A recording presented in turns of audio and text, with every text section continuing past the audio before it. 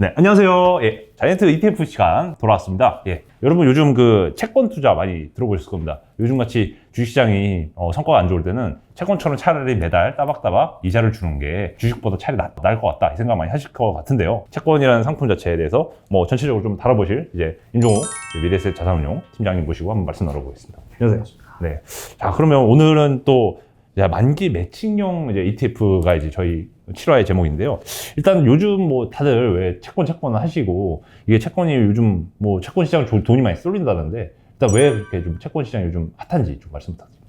일단은 크게 두 가지로 나누어서 생각해 볼 수 있을 것 같은데, 채권이라는 투자 자산 자체가 주식과 비교하면 엄청나게 이제 안정적인 자산이기 때문에 안전자산의 대표 주자잖아요. 그러니까 시장 변동성이 워낙 커진 상황에서 조금 이제 위험 자산에 대한 선호도가 떨어지다 보니까 이게 첫 번째로 이제 채권을 찾는 이유가 될 것 같고, 두 번째로는 아무리 안전한 자산이라고 하더라도 투자했을 때 이익이 많이 안 나면은 매력이 없는 건데, 요즘 또 채권 금리가 계속해서 올라가고 있는 상황이기 때문에 두 가지 이유, 안정적이면서 금리가 올라가고 있는 상황이 동반적으로 작용하면서 채권에 대한 수요가 계속해서 높아지는 것 같고요. 채권 가격이 또 이제 계속해서 떨어지고 있는 추세였거든요. 그게 이제 결국에는 먼저 말씀드린 이유랑도 뭐 연관되는 부분인데, 금리가 계속 올라가다 보니까 이 채권 가격과 금리는 역의 상관관계가 있지 않습니까? 그러다 보니까 가격적인 측면에서도 메리트가 생기다 보니 이런 것들이 복합적으로 작용하면서 개인 투자자분들이 많이 찾고 있고요. 실제로 올해부터 이제 계속 월간으로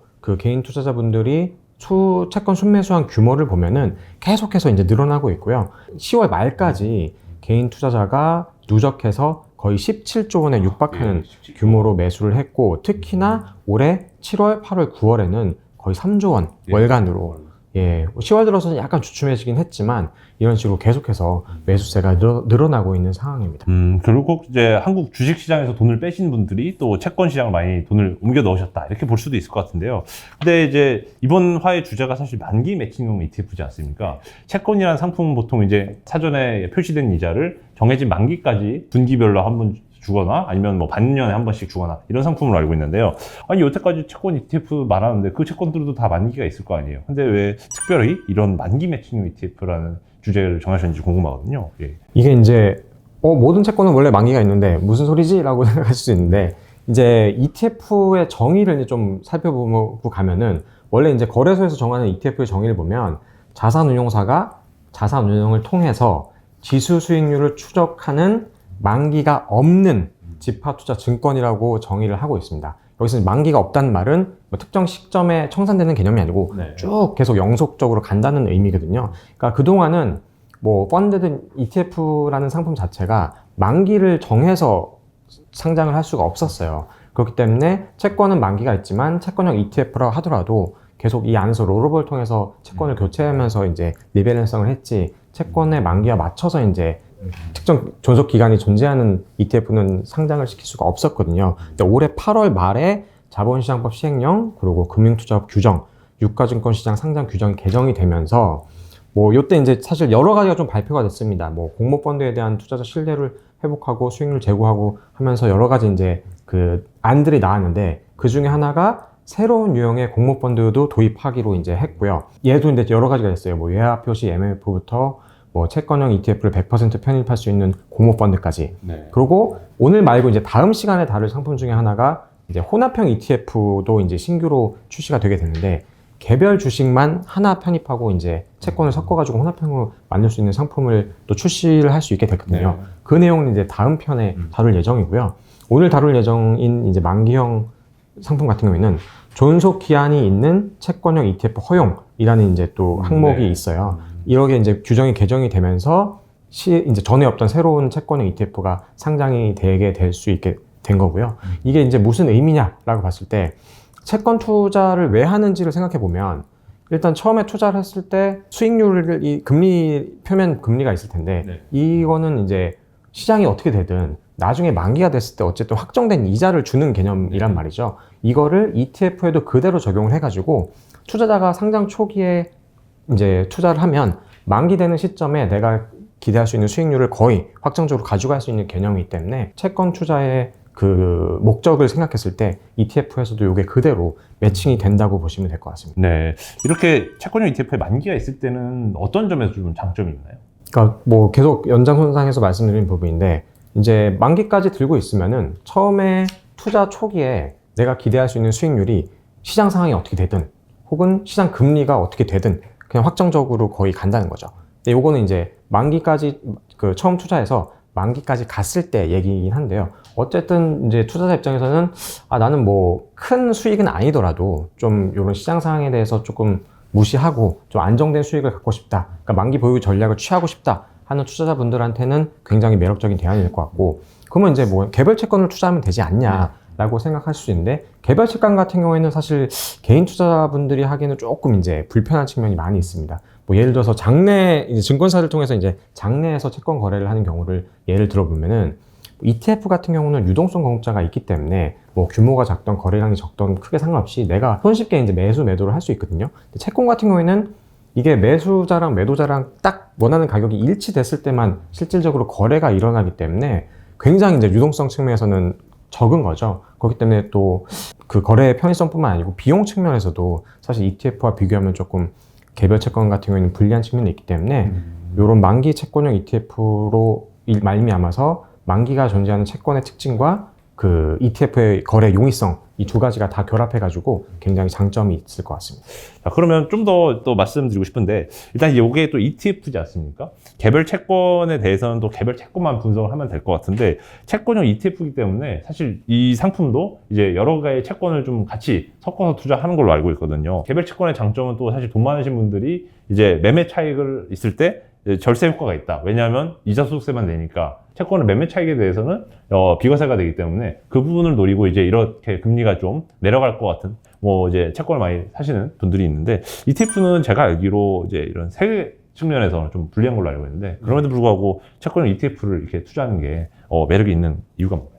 사실 말씀하신 부분이 고액자산가 같은 경우에 좀 금리는 낮더라도 가격이 좀 빠져있는 국국채 같은 거 산 다음에 나중에 자본 차익을 노리는 분들이 많은 이유가 그 매매 차익이 개별 채권은 비과세가 되는 부분이 있어서 나중에 이자 부분에 대해서만 세금을 내면 되니까 그런 부분이 이제 좀 차이가 있는데, 반면에 채권형 ETF는 주식형 ETF와는 다르게 주식형 같은 경우에는 주식 매매 차익에 대해서 다 비과세가 되지만 채권형 상품 같은 경우에는 전체 이익에 대해서 다 배당소득세를 부과를 하거든요. 그러니까 이런 측면에서 보면 개별 상품과 보면 조금 이제 보면 세제 측면에서는 불리한 측면이 있습니다만, 어쨌든 개별 채권은 연금 계좌에서는 사실 편입을 못 하잖아요. 근데 ETF는 연금 계좌에서 편입할 수 있기 때문에 연금 계좌의 장점은 사실 제가 지난 시간에도 말씀드렸지만 저율과세, 과세 이연, 뭐 금융소득 종합과세와는 또 상관없는 별도로 되는 부분, 이런 기타 등등의 세액 공제까지 여러 가지 이점이 있기 때문에 이런 과세에 불리한 점은 연금 계좌의 투자를 통해서 어느 정도 상쇄할 수 있지 않을까 싶은 생각이 듭니다. 그러면 이것도 여쭤보고 싶어요. 이제 지금 상품은 이제 만기가 있잖아요. 그러면 운영을 어떻게 하는지 좀 궁금하거든요. 예. 일단 기존 채권형 ETF가 어떻게 운영되는지를 간단하게 설명드리면, 뭐 채권형 상품별로 뭐 그 목표로 하는 듀레이션이 있을 거잖아요. 뭐 3년이든 10년이든. 그러면은 그 듀레이션을 맞추기 위해서 편입 자산을 계속해서 리밸런싱을 합니다. 왜냐면 이제 시간이 지남에 따라 해당 ETF에서 편입하고 있는 자산들의 듀레이션이 계속해서 감소가 되기 때문에, 근데 이런 상황에서 예를 들어서 금리가 내려가는 경우에는 이제 채권 가격이 올라가기 때문에 이걸 중간에 팔아서 여기서 차익이 생길 수도 있고요. 반대로 금리가 또 올라가는 경우에는 보유하고 있는 채권 자산의 가격 하락이 발생해서 또 손실이 발생할 수도 있습니다. 이런 그 ETF 안에서 일어나는 이 수익과 손실 부분이 모두 다 ETF의 이제 수익으로 이제 기준가 가격에 이제 다 녹아드는, 순수상 가치에 녹아드는 거라고 보시면 될 수 있는데, 만기형 상품 같은 경우는 일단은 해당 ETF의 만기와 투자 대상 자산의 만기를 일치시켜서 상장을 하게 됩니다. 그렇기 때문에 뭐 여기에서 발생하는 불일치 부분이 일단 초기에는 해소가 된다고 보시면 될 것 같고요. 그럼 이제 중간에 팔거나 더 추가 매수를 하게 되면 뭐 어떤 결과가 벌어지나요? 일단은 조금 이제 정리해서 설명드리면, 상장 초기에 투자를 해가지고 이 ETF를 만기까지 보유를 하게 된 경우에는 뭐 거의 확정된 수익률을 가져간다고 보시면 될 것 같아요. 뭐 금리가 어떻게 되든 시간 상황이 어떻게 되든 ETF의 만기와 투자 대상 자산인 그 채권의 만기가 매칭이 되기 때문에 거의 수익이 확정된다고 보시면 되고요. 그러면 중간에 상장 이후에랑 만기 사이에 이 사이에 이제 금리가 상승하는 구간이 생길 수가 있는데, 그렇게 되면은 중간에 들어간 투자자는 어떻게 되는 거냐? 뭐 이 금리가 상승하게 되면 당연히 이제 채권의 만기 수익률도 올라가기 때문에 여기에 따라서 이제 더 높은 YTM을 기대하고 투자를 할 수 있는 개념이 될 것 같고요. 반대로 그 중간에 가격이 금리가 떨어져 가지고 그러면 채권 가격은 오를 텐데 그럼 매도를 하면은 또 이제 여기에 자본 수익도 얻을 수 있는 부분이 있으니까 결과적으로 얘기하면은 개별 채권 같은 경우에는 만기까지 이제 수익은 보장되지만 이 리밸런싱 차원에서는 좀 불편한 게 당연히 있을 수밖에 없잖아요. 네. 근데 이거는 ETF이기 때문에 내가 원할 때 언제든지 추가적으로 사거나 중도에 또 원하지 않으면 팔면 되기 때문에 이런 시장 상황, 금리 상황을 내가 보고 추가적인 수익도 얼마든지 늘릴 수가 있기 때문에 이런 것도 하실 수가 있고 난 이거 다 모르겠다 그냥 귀찮다 하면 그냥 일반 개별 채권 투자와 같이 그냥 바이앤홀드 전략을 하실 수도 있고 여러 가지 전략을 택하실 수 있을 것 같습니다. 여기서 한 번만 더 짚고 나갈게요. YTM 만기 수익률이라는 게 이제 수시로 사실 매일매일 이자 변동에 따라 바뀌는데 이 의미가 뭔지 그리고 ETF의 가치라고 해야 되나? 이게 만기까지 어떻게 변하는지도 한번 설명. YTM 만기 수익률의 정의를 보면은 만기까지 채권을 보유했을 때 기대되는 예상 수익률이라고 할 수 있는데요. 이 만기 채권형 ETF 같은 경우에는 일단은 상장되는 시점에 만기 수익률이 결정이 된다고 보십니다. 현재 상장 전까지는 어떻게 될지는 모르고요. 이게 맨날 바뀌기 때문에 상장되는 당일에 청산 시점에 YTM이 얼마인지가 결정이 된다고 보시면 되고요. 예를 들어서 상장일에 해당 ETF의 가격이 5만 원으로 상장이 된다. 그런데 해당 시점 기준에 YTM이 6%다. 2년 만기의 경우에. 그러면 2년 후에 5만 원의 6%니까 6천 원의 이자를 2년 후에 받는 개념으로 보시면 되거든요. 그래서 이제 ETF의 가격은 이 YTM 나누기 365일 해가지고 매일매일 이게 해당 순자산 가치에 녹아서 반영이 되게 됩니다. 기본적으로는 이렇게 녹아서 가격이 움직이게 되고요. 이거와 더불어서 금리 변동 등에 따라서 어쨌든 채권 가격은 조금씩 움직이니까 요거랑 결부돼가지고 ETF의 순자산 가치가 움직인다고 보시면 될 것 같습니다. 네. 그러면 구체적으로 이제 상품을 한번 살펴보려고 하는데요. 따끈따끈하게 사실 상장을 이제 된 종목으로 타이거 24-10 회사채 액티브 ETF 요 이름인데요. 설명이 필요할 것 같아서 한번 어떤 상품인지 한번 말씀 부탁드립니다. 네네. 11월 22일에 상장이 되었고요. 타이거 24-10 이제 좀 상장 명이 조금 난해하기도 하고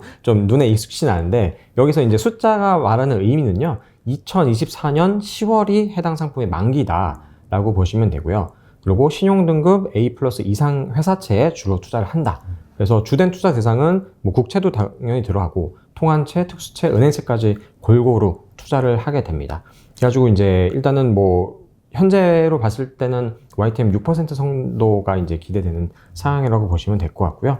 그리고 이제 액티브 ETF이기 때문에 이제 뭐 비교지수의 구성 종목과는 조금 상이하거나 신용 등급도 좀 차이가 나는 종목도 편입을 할 수 있습니다.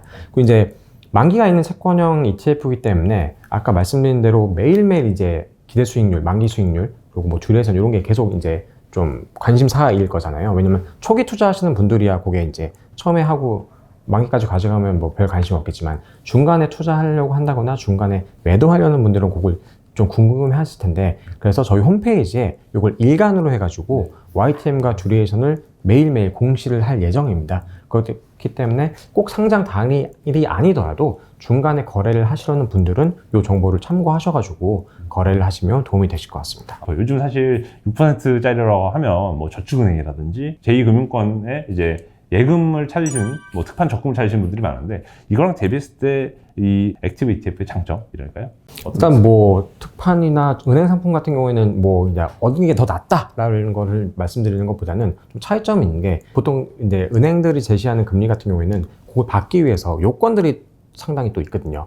뭐 만기 동안 뭘 해야 된다거나 뭐 추가적으로 뭔가 무슨 뭐 적금들 그렇죠. 옵션들이 있잖아요. 예. 그걸 해야지 그 수익률을 준다는 개념이기 때문에 그건 좀 차이가 있고 그리고 어쨌든 만기까지 그거는 이제 계속 가지고 가야 되는 거죠. 중간에 해지를 못하기 때문에. 근데 요 상품 같은 경우에는 ETF이기 때문에 언제든지 거래를 할 수 있다는 장점이 어떻게 보면 뭐 단순히 금리만 비교했을 때는 뭐 비슷한데라고 할 수 있지만 그런 거래 편리성 측면에서 봤을 때는 뭐 여타 금융상품과 비교했을 때 거의 뭐 압도적으로 장점이 크지 않을까 싶습니다. 지금까지 자이언트 ETF 7화 만기 매칭형 채권형 ETF 상품 다뤄봤고요. 다음 화인 8화에서도 더욱 재밌는 상품으로 여러분들 찾아뵙도록 하겠습니다. 지금까지 자이언트TV 안국성이었습니다. 감사합니다. 감사합니다. 네.